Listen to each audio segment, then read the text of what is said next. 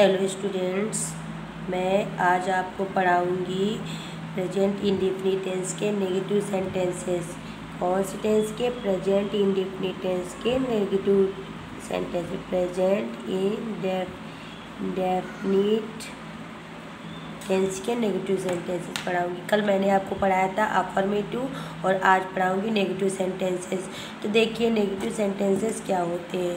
तो नेगेटिव में क्या होता है कि ऐसे वाक्यों में नहीं आता है। नेगेटिव से ही पता चलता है कि उसमें नहीं आना स्वाभाविक है। ठीक है, तो देखिए जैसे मैंने कहा कि वह घर जाता है, वह घर जाता है, और एक दूसरा वाक्य निकल के आया वह घर नहीं जाता है। तो नेगेटिव सेंटेंस जो होते हैं इसमें मना करने का बोध होता है कि मतलब कोई काम हो रहा है, तो जैसे अफर्मेटिव में काम होता है लेकिन नेगेटिव में वो काम नहीं होता है। तो नेगेटिव वाले जो सेंटेंस का ट्रांसलेशन होता है तो वो इस प्रकार से होता है। तो देखिएगा ऐसे सेंटेंसेस में सबसे पहले सब्जेक्ट लिखते हैं, फिर हम लगाते हैं हेल्पिंग वर्ब लगाते हैं, उसके बाद लिखते हैं वर्ब, फिर लिखते हैं ऑब्जेक्ट। ठीक है, और जबकि अफर्मेटिव में क्या होता है, ये नेगेटिव की बात है।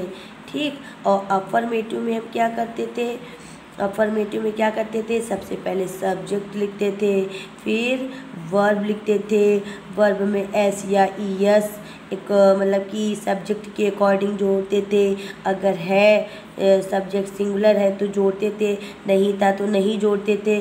फिर हम लिखते थे ऑब्जेक्ट लिखते थे। लेकिन नेगेटिव में क्या होगा, सब्जेक्ट लगाएंगे, हेल्पिंग वर्ब लगाएंगे, तब वर्ब लिखेंगे। हेल्पिंग वर्ब के बाद नॉट लगाएंगे। यहाँ तो देखो ये मिस ही हो गया, हेल्पिंग वर्ब प्लस नॉट लगाएंगे, helping verb plus not plus verb plus object. तो देखिए जैसे हमने कहा वह घर जाता है तो हम ट्रांसलेशन करते थे ही के, उसके बाद लिखते थे वर्ब गो। ही जो है ये सिंगुलर सब्जेक्ट है, इसीलिए इसमें ई एस लगाएंगे। गोज़ कहाँ जाता है, टू हाउस। ठीक है, लेकिन जब नेगेटिव करेंगे तो ही लिखेंगे, और हेल्प उसकी प्रेजेंट इंडेफिनिट टेंस की हेल्पिंग वर्ब होती है डू और डज, डू और डज।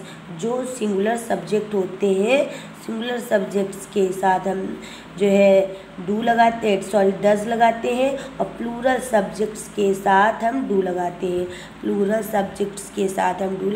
सिंगुलर सब्जेक्ट के साथ हम डज लगाते हैं। तो ही हमारा है सिंगुलर सब्जेक्ट, इसीलिए हम लिखेंगे डज, उसके बाद लिखेंगे नॉट, फिर लिखेंगे गो वर्ब की फर्स्ट फॉर्म, फिर टू हाउस।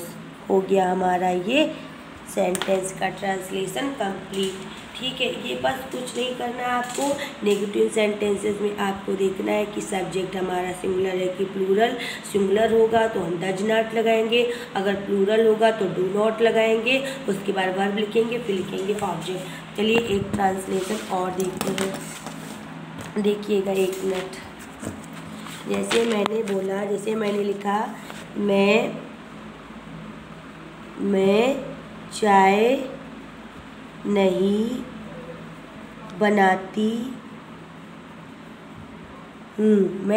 नहीं बनाती हूँ, मतलब मैं ये काम करने से मना कर रही हूँ। ठीक है, तो ऐसे वाक्यों के ट्रांसलेशन कैसे करेंगे, सबसे पहले सब्जेक्ट लिखेंगे आई हमेशा ये प्लूरल सब्जेक्ट होता है, इसलिए इसके साथ लिखते हैं do not, I do not.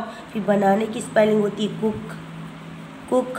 ठीक है, कुक, फिर क्या, कुक द टी।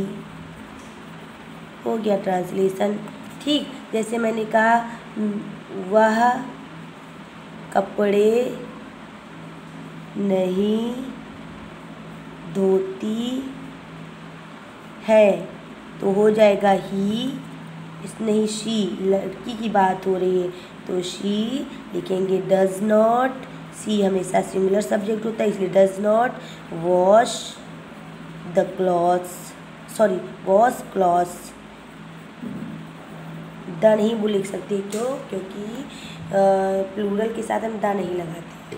ठीक है, तो इतना हो गया।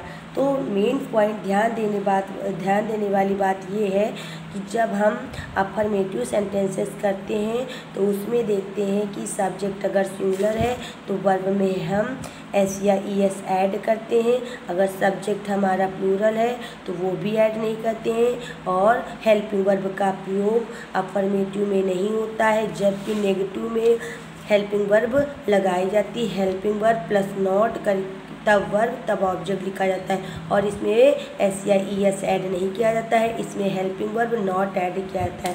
ठीक है, इतना ही समझाना था।